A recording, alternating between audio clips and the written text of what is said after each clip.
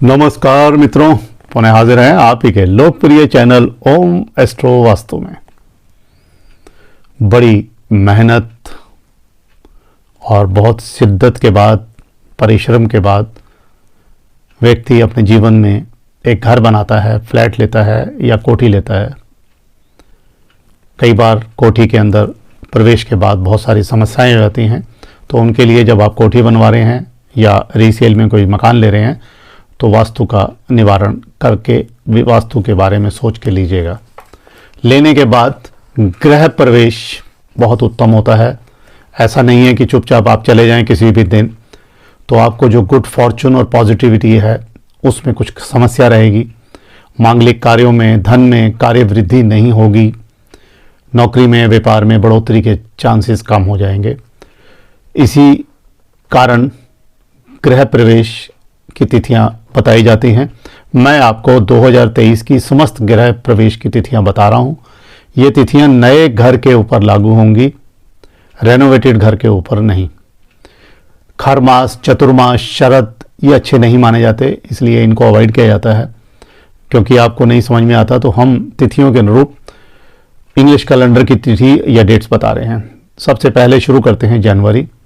25 जनवरी, 27 जनवरी, 30 जनवरी और 31 जनवरी अति उत्तम तिथियां हैं गृह प्रवेश की।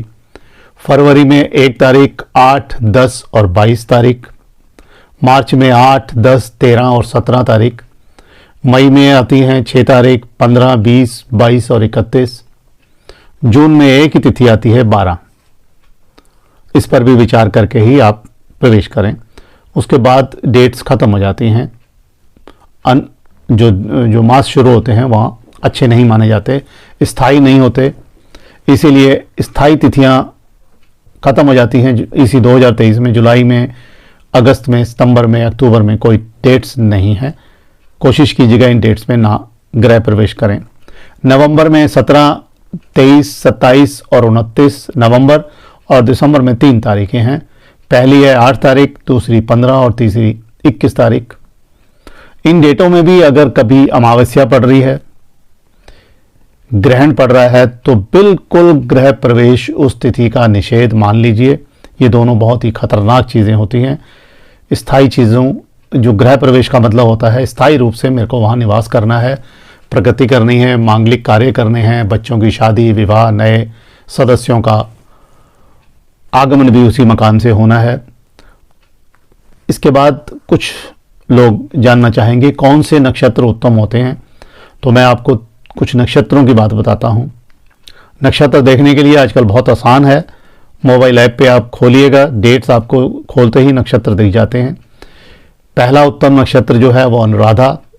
गृह प्रवेश के लिए रोहिणी, मृगशिरा, उत्तर फाल्गुनी, चित्रा और उत्तर भाद्रपद ये मुख्य हैं। और इसके साथ 2 नक्षत्र आते हैं, रेवती और उत्तराषाढ़।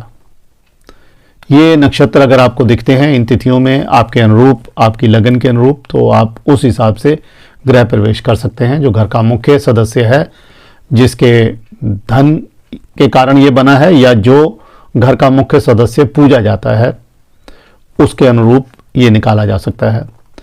और कुछ 3 तिथियां ऐसी हैं जो गृह प्रवेश की उत्तम मानी जाती हैं। उनमें कोई मतभेद नहीं है, सोचना भी नहीं होता। पहली तिथि आती है बसंत पंचमी, दूसरी आती है अक्षय तृतीया। इसमें कोई भी आप कुछ भी कर लो, बड़ा शुभ दिन माना जाता है। और दशहरे की तिथि पे भी आप गृह प्रवेश कर सकते हैं। और धनतेरस, ये ऐसी 4 तिथियां हमारे हिंदू कैलेंडर की हैं जो आप गृह प्रवेश में निषेध नहीं मानी जाती। दोस्तों, कोई कमेंट्स या कोई वीडियो जानने की इच्छा है तो कमेंट्स बॉक्स में कमेंट्स कीजिएगा। कोई जिज्ञासा है तो व्हाट्सएप कर सकते हैं। चैनल सब्सक्राइब नहीं किया तो कर लो भाई।